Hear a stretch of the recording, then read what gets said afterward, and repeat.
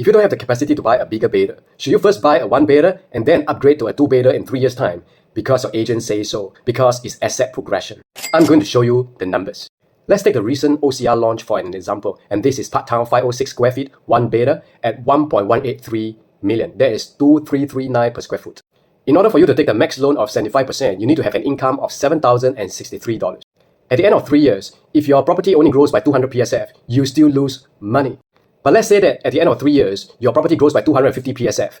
You make a net profit of 21,000.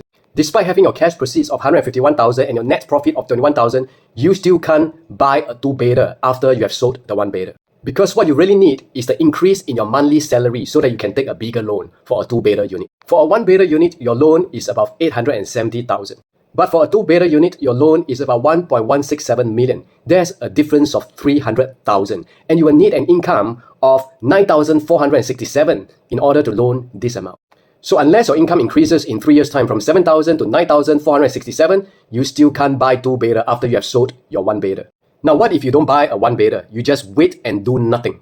If you leave your CPF 20% in your OA and you leave your stamp duty amount in your OA, you would have earned $20,891 in 3 years' time as your CPF OA interest. And this amount will be similar as your net profit if you bought a 1 beta, held it for 3 years, and the property grew by 250 PSF. The difference is you did nothing. In order to hold a 1 beta for 3 years, you would have paid the monthly installment of $38,928 for 3 years. What if you put this amount into your bank and simply do nothing?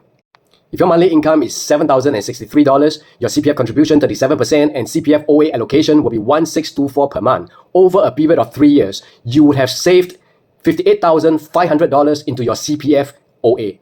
So by doing nothing for these 3 years, you have saved $38,928 into your bank, you have a CPF contribution of $58,500, and you have earned an OA interest of $20,891.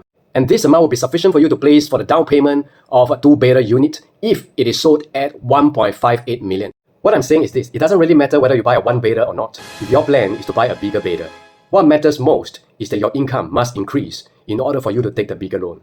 Unless your 1 beta can grow tremendously in PSF within a short period of time, the real winner is not you. The real winner is the one who helps you to buy a new launch 1 beta, sell it away, and buy another bigger beta. That's 3 deals at one go. I'm sorry to burst your bubble, but this is why you are listening to a different kind of agent. I will see you in the next video.